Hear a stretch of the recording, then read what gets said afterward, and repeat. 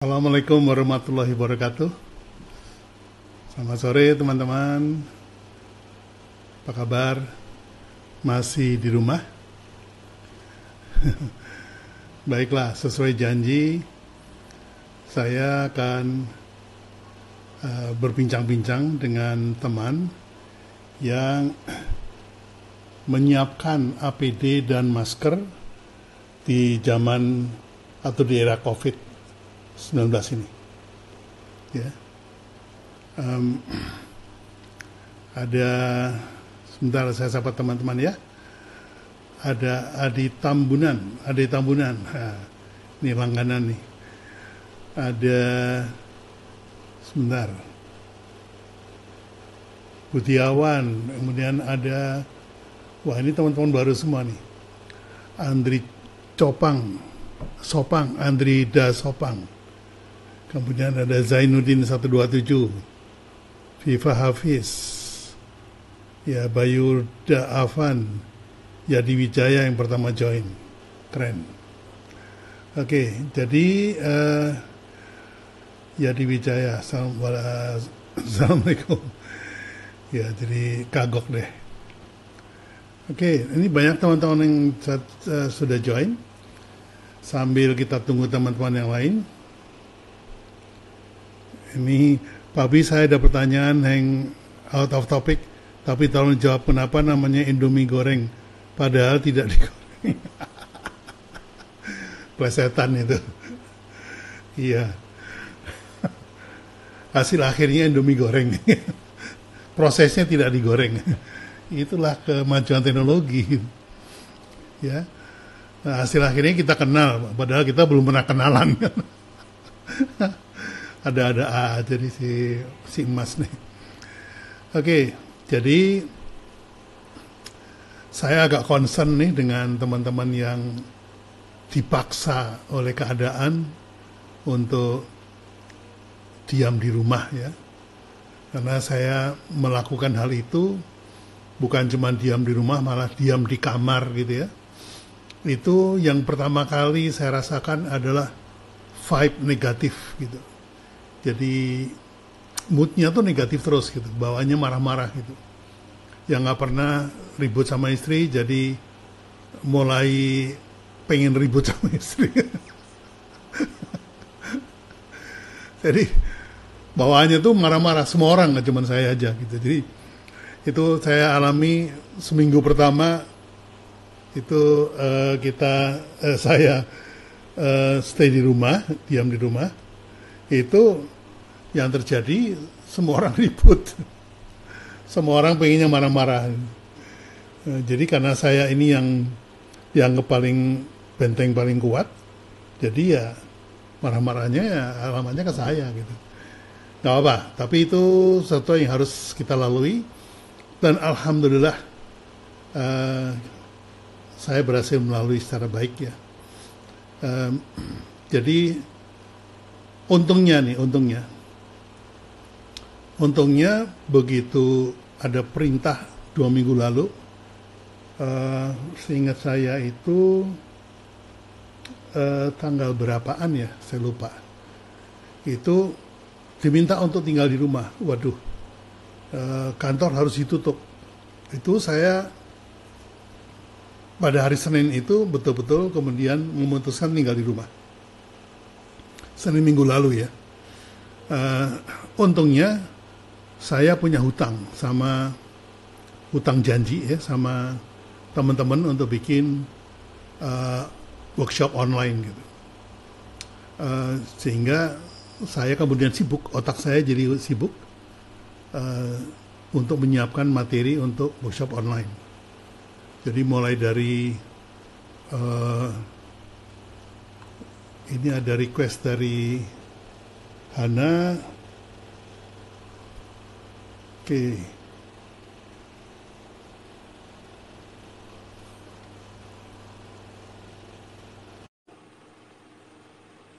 Baik, saya menunggu Hana untuk masuk. Ini adalah teman yang akan menceritakan tentang kegiatannya. Halo Hana, apa kabar? Baik, Waduh, Papi. lama nggak ketemu kita ya. Suaraku kedengeran nggak, Pak Bi? Kedengaran bagus, kedengaran bagus. Ya, ini Baik, dari Pak Bi kabarnya. Pak Bi apa kabar? saya eh, diam di rumah, diam di rumah, berusaha untuk work from home. Saya eh, hampir frustasi, biasa sibuk sana sini.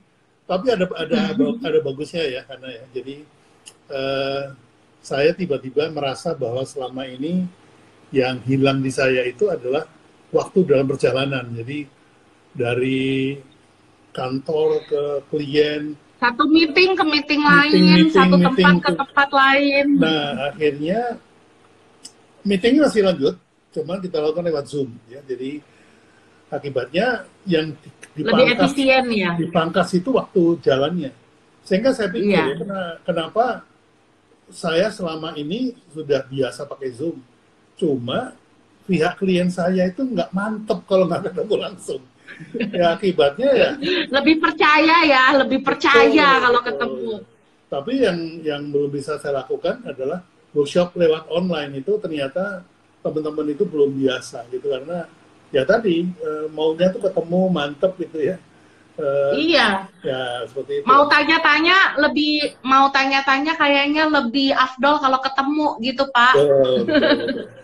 Nah ini Hana, ini Iya, saya barusan dapat WA ya, ya. update tentang eh, darurat pandemi COVID-19. Peristiwa merebaknya virus SARS-CoV-2 yang mengakibatkan penyakit COVID-19 muncul pada awal Maret 2020 di Indonesia hingga hari ini telah mencapai 1046 kasus. Ya. Wow, per hari 1046 ini ya, kasus Pak Bi. per hari ini Lumayan. dengan 87 kasus berakhir meninggal dunia. Jadi ini luar biasa nih. Bukan jumlahnya pada hari ini saja, tapi lonjakannya itu dari hari ke hari itu luar biasa. Ya. Signifikan ya, Pak, naiknya ya, Pak. Tanggal 2 Maret itu masih 2 kasus, kematiannya 0. Jadi 4 kasus tanggal 6. Jadi 6 kasus tanggal 8. Jadi tanggal 9 sudah 19 kasus. Jadi dari 6 ke 19 itu sudah triple. Iya. Ya. Kemudian Triple, iya. dari 19 ke 27 itu satu hari. Jadi bukan lagi deret hitung tapi udah menjadi deret ukur nih. Akhirnya pada hari ini kemarin kita masih 893, hari ini sudah 1046. Nah, terus kemudian juga di Jakarta saja itu dokter dan petugas medis yang ada di garda depan itu sudah 50 yang kena kasus coronavirus itu, COVID-19. Jadi iya. Setelah diselidiki ternyata mereka itu kekurangan APD, ya, APD dan juga masker ya, penutup yang sesuai dengan aturan WHO, maskernya harus gimana dan segala macam. Sampai di beberapa desa ya bahkan ya yang jauh di pelosok itu dokternya pakai jas hujan gitu. Nah, Iya, jangankan di desa, Pak. Klinik di depan rumah saya, tempat saya berobat biasa, tadi telepon. Kita pakai jas hujan, nggak ada APD, bisa tolong jahitin nggak, katanya. gitu. Jadi, jangankan di desa, Pak, di sini juga pada begitu. Ya. Begini, teman-teman ya, saya lupa memperkenalkan. Mbak Hana ini adalah praktisi sebetulnya fashion ya, praktisi fashion. Iya. Yang di rumahnya ada konveksi, ada mesin jahit banyak lah ya. Kemudian soal jahit penjahit itu dari mulai yang tralala, trilili sampai masker itu dia bikin. Gitu.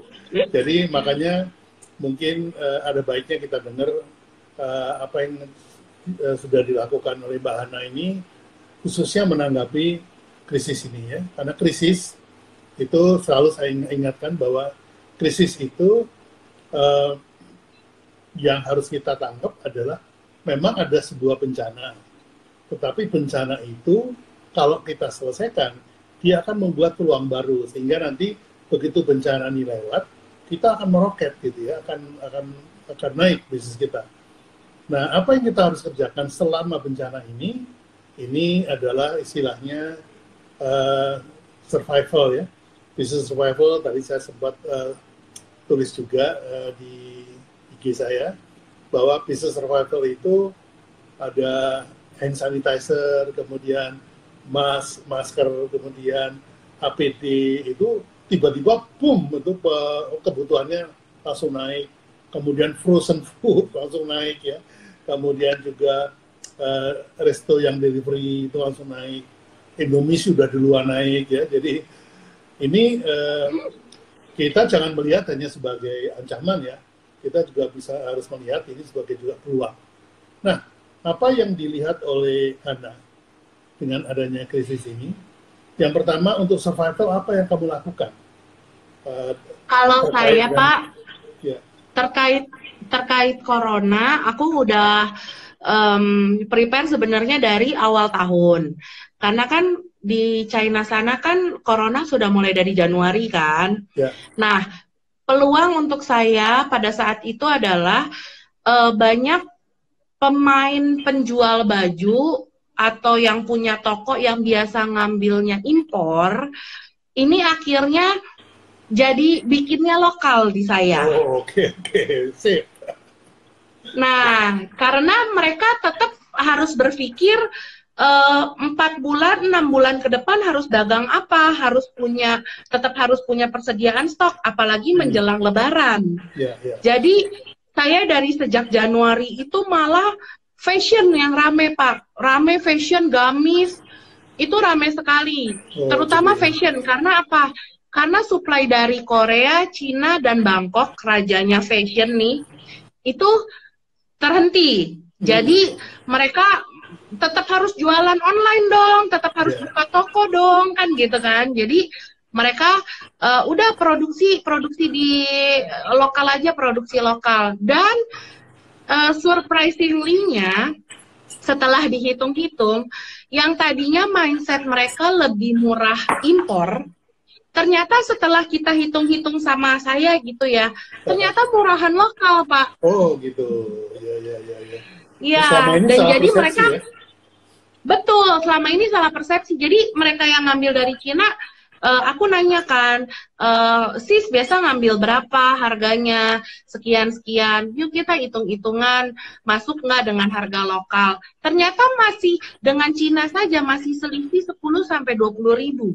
Wow, ya, masih bisa bikin itu profit, kalau ya? Yang iya, jadi dia bisa lebih profit, bisa sampai 20 ribu. Bahkan ada beberapa desain yang bahannya memang nggak ada di sini, kita sesuaikan dengan yang bahan ada di sini, itu bisa beda sampai 50 ribu. Jadi mereka pada kaget, oh ternyata lokal murah juga ya, gitu. Oh lokal itu bagus juga ya, murah juga ya, deket lagi, gitu. Mungkin koreksi saya, jangan bilang murah lokal lebih murah, tapi lokal lebih profitable, ya. Vibe-nya positif. Vibe-nya positif. Karena kamu kan vendor, kamu kan produksi kan. Berarti buat kamu memang murah, ya harganya murah. Buat mereka murah, tapi buat mereka menjadi profitable gitu. Jadi selama ini persepsi bahwa produk Cina lebih murah itu ternyata salah ya? Salah. Nah, banyak bahkan yang kapok lampu merah itu juga ada, Pak. Lucu-lucu kasusnya.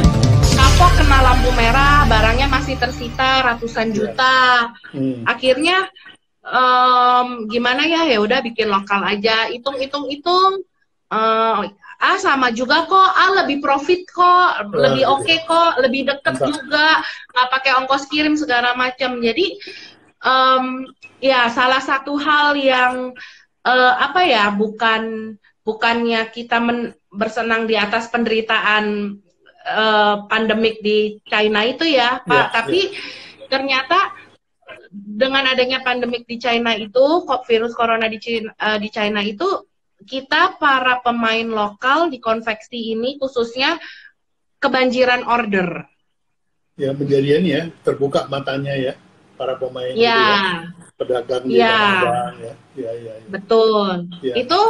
Itu satu. Lebih banyak saya main yang online, Pak, yang jualannya kebanyakan online karena saya sendiri terbiasanya buat fashion yang agak premium ke atas, Pak.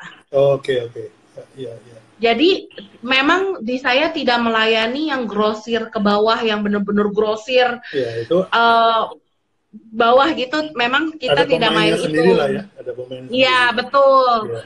Kalau kita benar-benar mainnya lebih ke desainer, terus lebih ke online shop yang memang agak menengah atas gitu, Pak. Ya. Betul. Wah, itu bukan main jadi ya. Kita, jadi kita jaga kualitas sama jaga waktu. Ya. Dan yang ketiga, Pak, kita jaga desain. Karena banyak konveksi di luar sana nggak menjaga desain kliennya, Pak. Oke. Ya, jadi dibikin generik semuanya ya. Betul. Ya. Nah, itu pertama. Ya, saya mau kasih tahu teman-teman, Hana ini adalah alumni PBB 30. Jadi batch alumni 30 ya. Ya. Dan sudah belajar bagaimana membuat sebuah produk yang nggak cuma bagus tapi juga unik. Nah, keunikan itu ada pada desain dan ini sudah dijaga oleh Hana. Betul. Ya, berarti berhasil ya. Aku dapat inspirasinya juga dari kelasnya Pak Bi kok. Waktu itu mikir aku harus buat unik apa ya, orang butuh apa ya, gitu kan. Ya. Akhirnya ketemulah seiring berjalannya waktu ketemu bahwa orang itu kalau sudah capek-capek mendesain lalu tiba-tiba ditembak, rasanya gitu ya? dunia runtuh gitu.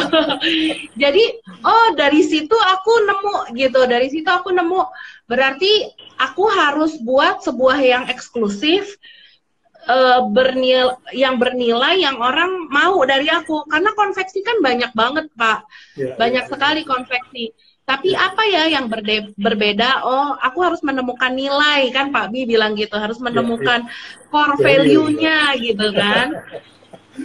Nah, akhirnya iya pikir-pikir orang pengen kerahasiaan desainnya dijaga, pengen memiliki pola yang eksklusif. Gitu Pak. Ya, memang saya dengar dari teman yang punya PLB ya, punya logistik ekspor-impor ke Cina, itu mereka berhenti mengimpor itu dari pertengahan Desember. Itu sudah berhenti mengimpor. Nah, hebatnya ini Cina ini punya solusi yang hebat sehingga per Februari itu sudah bisa impor lagi, sudah dibuka lagi kerannya, gitu. Karena mereka juga tahu bahwa mereka sudah menyatakan diri sebagai produk dunia ya, artinya tidak ada lagi produk dunia, semua made in China kan gitu mereka bilang. Jadi karena mereka pegang janji itu, mau nggak mau mereka harus segera recover dan mereka buktikan gitu, luar biasa itu. Wuhan itu sudah clean. Sekarang sudah tidak ada kasus lagi yang baru. Nah ini saya dapat kabar lagi dari teman yang punya logistik ini, dia bilang sudah normal Pak, malah sekarang ada permintaan dari Cina untuk produk-produk UKM dari Indonesia. Nah ini kesempatan nih, saya lagi buat proposalnya, nanti akan saya sampaikan kepada yang berwenang. Nah ini terbukti dari apa yang dilakukan oleh Hana kan, itu nggak cuman market ekspornya tumbuh, tapi juga lokalnya juga hidup kan. Jadi memang dibutuhkan suatu satu gebrakan sehingga mata kita terbuka gitu bahwa ternyata kita juga bisa murah loh, kita bisa bagus loh gitu ya. Nah, betul. Nah, terkait dengan APD-nya, apa yang sudah kamu lakukan buat teman-teman? Terkait dengan APD, jadi sejak Januari kan rame fashion, lalu tiba-tiba kan Maret marak dengan di Indonesia yang Iya. justru gantian kena marak coronanya di Indonesia. Jadi mereka pada berpikir gitu, ini kita lebaran jualan gak ya? Lebaran jualan gak ya? Gitu kan. Jadi semua pemain fashion lagi mikir, mau beli bahan gak ya? Mau jahit gak ya? Gitu. Kita jualan gak sih lebaran? Kayak gitu-gitu loh, Pak Bi. Nah, karena sejak tanggal 16, biasanya aku setiap hari klien banyak sekali datang ke tempat aku dan bikin ini. Sejak tanggal 16 aku kayak yang datang tuh seminggu ini cuman 3-4 orang doang, Pak Bi, gitu. Jadi benar-benar merosot banget. Ada karena ya? Kesatu, orang nggak mau keluar karena memang kan dianjurkan untuk di rumah saja. Yeah. Sedangkan untuk proses produksi seperti kliennya Pak Bi, kalau nggak ketemu kayaknya nggak afdol, gitu loh Pak. Begitu juga produksi, orang maunya kan ketemu, lihat konveksinya kayak apa, terus mungkin harus lihat bahan dan segala macam gitu loh Pak. Jadi otomatis kita sejak tanggal 16 itu benar-benar nih kantor tuh sepi gitu istilahnya, nggak ada yang datang. Akhirnya karena beberapa anak Immers aku dengar mereka bergerak untuk untuk kebutuhan APD, donasi ya.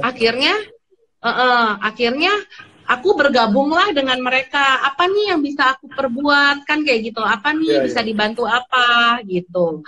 Nah, justru menjadi sebuah peluang, Pak. Saya butuh ini. Oke, langsung research, cari tahu modelnya apa sih, bahannya apa sih, bisa didapetin nggak? Oke, bisa dapat bahan segala macam, eksekusi gitu, Pak. Jadi Jadi memang benar-benar harus cepet banget gitu, tep. Dengar dapat kebutuhannya, overall tuh yang baju ponco yang disleting sampai sini, itu ke satu. Kedua, hair cap. Ketiga, masker, shoes cap untuk pelindung sepatu, terus untuk sarung tangan. Nah, mereka akhirnya banyak memberi list ke saya. Saya butuh ini, kuantitinya sekian. Nah, dari situ aku research harga. Dari research harga itu, aku research bahan bakunya. Karena aku memang latar belakangnya di dunia fashion kan, jadi kurang lebih udah ada supplier-suppliernya gitu loh. Kontak, dapat barang, oke, aku terima PO gitu, Pak. It's another opportunity. Iya, dan itu benar-benar harus gercep banget gitu. Hari ini aku baru dapat barang kurang lebih sekitar 50 roll gitu, 50 roll bahan. Besok aku mau eksekusi untuk dijadikan overall dulu, yang paling penting. Sama baju untuk suster ya. Baju untuk suster tuh kayak gini nih. Kayak ini bahannya spoon bun gini. Ini tuh kayak buat masuk ke ruangan ruangan operasi gitu loh. Pabi yang dipakai begini. Oke. Tuh dipakai begini. Nanti belakang diikat. Lalu pinggangnya diikat gitu kayak mau masuk ruang operasi. Nah, aku produksi kayak gini. Gitu. Terus aku produksi masker. Masker udah ribuan biji. Belum kelar di tukang jahit aja udah diantriin gitu, udah di Ya, karena kebutuhannya melonjak ya. Betul. Ada unique sellingnya lagi Pak di masker kalau aku. Jadi aku karena sudah ikut kelasnya Pak Billy, jadi aku setiap kali membuat sesuatu tuh selalu mikir unique selling point-nya apa ya gitu, yang orang kayaknya tanpa berpikir tuh mau beli gitu, uniknya apa gitu. Akhirnya aku keluarin lah masker yang sudah dicuci, Pak Bi. Oh, oke. Maskernya dari kain, bisa dicuci pakai kan. Nah, tapi kan kita kalau beli masker habis itu kan, kalau beli masker yang tipikalnya kayak gini, Pak Bi, ini nggak bisa dicuci nih. Betul. Ini nggak bisa dicuci. Nah, apakah yang ngejahitnya bersih? Itu kan tanda tanya. Betul. Ya, setahu saya Karena pakai mesin tuh. iya, karena aku ada di dunia produksi, aku tahulah tukang tuh kalau lagi produksi ngapain aja gitu kan, tangannya kemana-mana, wah segala macem. Jadi Masak sambil gini. wah segala macem tadi. Jadi kalau kayak gini, nah aku orang akan nih mau pakai ragu juga nih, ininya bersih nggak kan gitu kan. Nah akhirnya aku buatlah dari kain, Pabi. Kainnya mengambil dari sisa-sisa produksi yang kemarin, gitu. Jadi karena karena Tanah Abang tutup kan, Pabi. Tanah Abang tutup sampai tanggal 5 Maret. Sampai tanggal 5 April. Jadi kan kita mau beli bahan susah kan, gitu. Akhirnya udah deh, aku bergerak bahan yang ada dulu aku jadiin. Terus udah dijadiin, aku cuci. Setelah dicuci, direndam antiseptik. Terus digosok satu persatu pakai uap. Uapnya dikasih antiseptik juga, Fabi. Lalu masukin ke packaging silen seperti ini. Jadi orang beli, ambil langsung bisa pakai karena udah dicuci dan udah aman gitu. Mantap. Nah, itulah. Jadi memang kalau mikirin apa ya, harus unik gitu. Ya agak sedikit ribet sih, karena setelah dari tukang jahit biasanya kita langsung packing aja, ini mesti cuci dulu, gosok dulu, rendam dulu. Tapi mau gimana, kesehatan sekarang jadi nomor 1 kan gitu. Jadi kebersihan jadi nomor 1 sekarang gitu. Jadi ya aku buat kayak gitu, Pabi. Seperti ini. Udah ditulisan, siap pakai. Ya, itu Bu Dwita mau aku kasih iya Bu Dwita. Nanti aku kirimin, Bu Dwi. Mantap. Kayak gitu. Nah, terus besok nih aku mau keluarin, ini aku jadi kasih bocoran sih. Aku besok mau keluarin bentuk topi kayak gini, Pak Bi. Oke. Jadi topi di depannya dikasih mika. Oke. Jadi ibu-ibu yang mau grocery, yang mau pergi grocery, kan takut tuh abang-abang sayurnya bersin-bersin apa batuk-batuk, virusnya kemana-mana. Jadi ini topinya ada mikanya. Ada mikanya. Betul. Ini belum buat aja orang udah pada PO, Pak Bi. Besok baru mau buat pola. Luar biasa ya. Ya. Sama, nah ini kalau yang ponco APD kan kayak gini nih, Pak Bi. Ya. Sudah siap juga itu? Itu lagi jahit hari ini turun 500 potong.